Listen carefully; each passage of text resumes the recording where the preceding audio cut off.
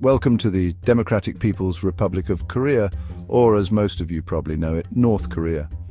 This is a place shrouded in mystery, cloaked in more misconceptions and straight-up bullshit than almost anywhere else on Earth. It's a black hole in the internet, a void in the global conversation, and that, my friends, is precisely why we're going there. This is a full-on immersion into one of the most tightly controlled, culturally isolated societies on the planet. But behind the iron curtain of censorship and propaganda, there's a fascinating, albeit bizarre, culture waiting to be explored. So buckle up, kids, because we're about to embark on a journey unlike any other. Forget backpacking across Southeast Asia. Ditch the Rick Steves guidebook. Here in the DPRK, tourism operates a little differently. Think carefully curated experience where spontaneity goes to die. You're not just a tourist here, you're a guest of the state, and believe me, they'll remind you of that at every turn, every temple, every monument, every meticulously staged folk dance performance. It's all part of the grand show, a carefully crafted narrative designed to showcase the glory of the DPRK. Just remember, you're playing by their rules now, so put on your best poker face and try to enjoy the ride. So, you think you're ready to waltz into the DPRK? Well, it's not as simple as just packing your bags and booking a flight. There's a whole dance you need to master first. Well, hold your horses, comrade. The process is a bit more complicated than you might think. Getting a North Korean visa is like trying to score a table at the hottest restaurant in hell. It's not impossible, but it's going to take some serious string pulling. You can't just waltz in, you need to be invited. First off, forget about your DIY visa applications. This isn't your typical tourist destination where you can just fill out a form online and be done with it. You're going to need to cozy up to a tour operator who specializes in North Korean excursions. These agencies have the connections and know-how to navigate the labyrinthine process. These guys are your Sherpas, your fixers, the gatekeepers to this hermetically sealed kingdom. Without them, you're not getting in. Period. Your nationality, your profession, even your political leanings can all come into play when they're deciding whether to grant you access. Journalists, forget about it. If you're a journalist, your chances are slim to none. But let's say you're lucky enough to get approved. It's a moment of triumph, but don't celebrate just yet. Most folks fly into Beijing, China, and then hop on a flight to Pyongyang, the capital of the DPRK. This is the most common route, and it's where your adventure truly begins. Oh, and be prepared for some rigorous security checks. The scrutiny is intense, and they'll go through your belongings with a fine-tooth comb. Welcome to the DPRK.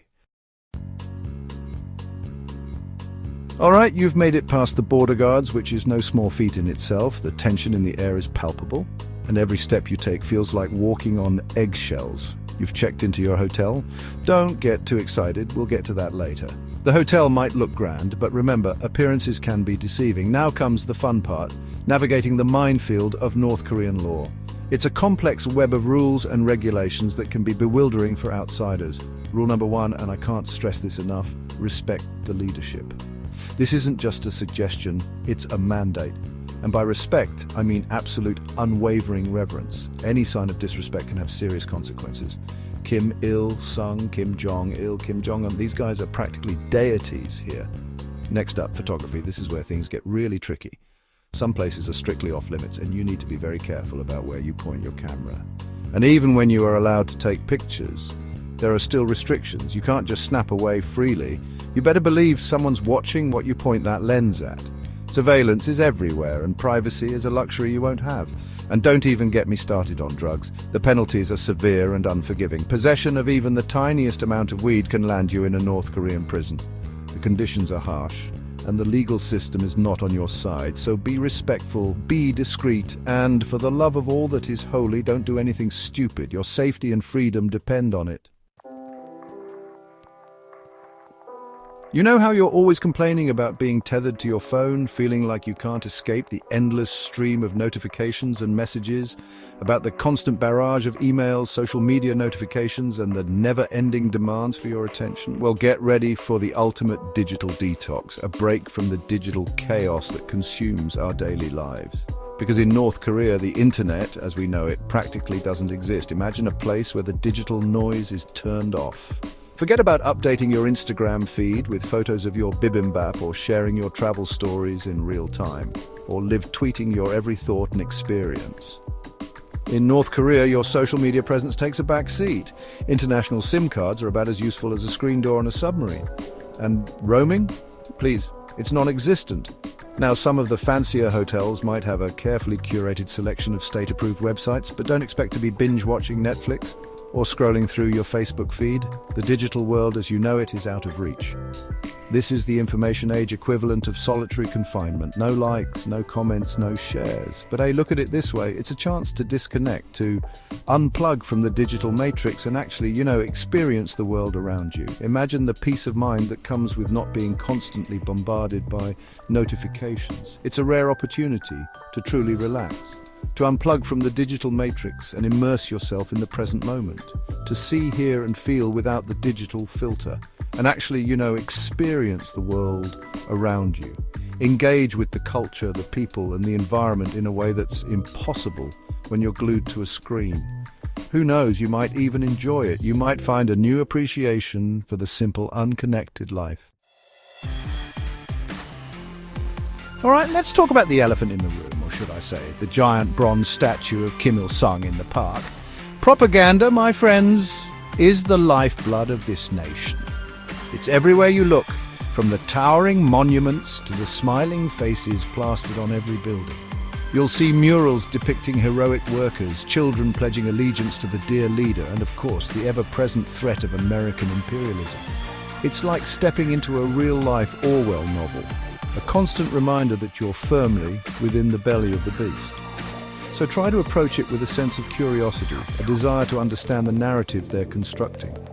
Just remember, you're not there to debate ideology or challenge their worldview. All right, let's talk lodging. Now, don't expect the Ritz, folks. Hotels in North Korea are, shall we say, an experience. Think Soviet-era architecture, flickering lights, and maybe, just maybe, hot water if you're lucky. You'll likely be staying in one of the government-run hotels, towering concrete behemoths that seem designed to keep you both in and the outside world out. But hey, it's not all bad. The rooms are usually clean, the beds are surprisingly comfortable, and the views, well, let's just say there's something else. So embrace the absurdity, savor the strangeness, and try not to blow a fuse when the power goes out. Leave your credit cards at home, folks. In the DPRK, plastic is about as useful as a chocolate teapot.